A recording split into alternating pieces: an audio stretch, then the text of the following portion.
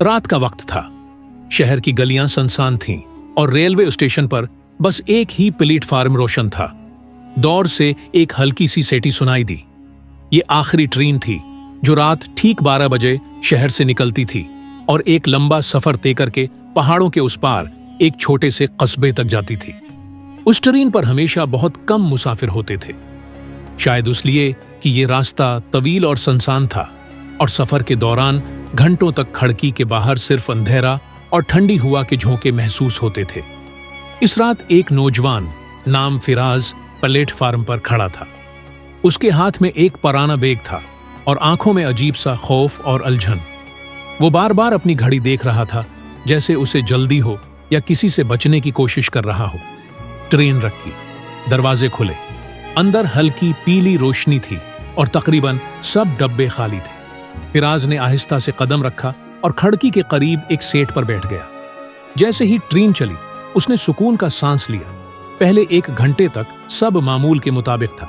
हवा चल रही थी, पहियों की टकटक सुनाई दे रही थी और बाहर मुकम्मल अंधेरा। लेकिन फिर आहिस्ता आहिस्ता उसे महसूस हुआ कि डब्बे का माहौल बदल रहा है। सामने की सीट पर एक बूढ़ा आदमी आकर बैठ गया। उसके चेहरे पर गहरी झर्रियां और आंखों में अजीब सी चमक थी। उसने मुस्कुराकर कहा, यह सफर आसान नहीं है। फिराज चौंक गए। आप क्या कहना चाहते हैं? बूढ़ा मुस्कुराकर खामोश हो गया। उसने खिड़की से बाहर देखना शुरू कर दिया। ट्रेन जैसे जैसे आगे बढ़ रही थी, मुसाफिरों की तादाद बढ़ने लगी। लेकिन फिराज ने नोट किया कि ये सब लोग गैर मामूली से लग रहे हैं। किसी के कपड़े बहुत पुराने जमाने के थे, कोई बिल्कुल चुप था और कोई मुसलसल फराज को घूर रहा था।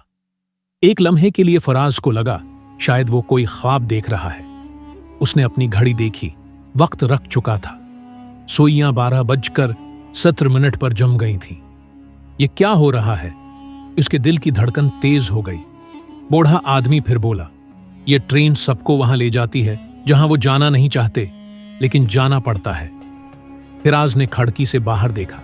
अब अंधेरा नहीं था, बल्कि एक धुंधली सफेद रोशनी हर तरफ फैली हुई थी। जमीन नजर नहीं आ रही थी, जैसे ट्रेन खला में तैर रही हो। अचानक डब्बे की लाइट्स बुझ गई।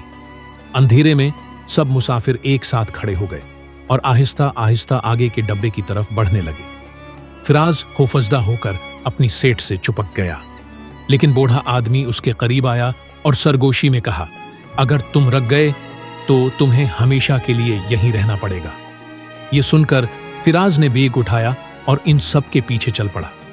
हर कदम के साथ उसके कानों में एक अजीब सी गूंज सुनाई देती, जैसे हजारों लोग एक साथ उसका नाम पुकार रहे हों। आगे एक दरवाजा था। जैसे ही वो खुला, तेज रोशनी ने सबको घेर लिया। फिराज ने आंखें बंद कर लीं। जब उसने दोबारा आंखें खोलें, वो एक छोटे से कस्बे के बीच खड़ा था। लेकिन ये वो जगह नहीं थी जहां वो जाना चाहता था। ये जगह खामोश थी, घड़ियां नहीं चल रही थीं और हर चेहरे पर एक ही मुस्कुराहट जमी हुई थी। बूढ़ा आदमी कहीं नहीं था और फराज को एहसास हुआ कि ये सफर खत्म नहीं हुआ, ये तो अभी शुरू हुआ है।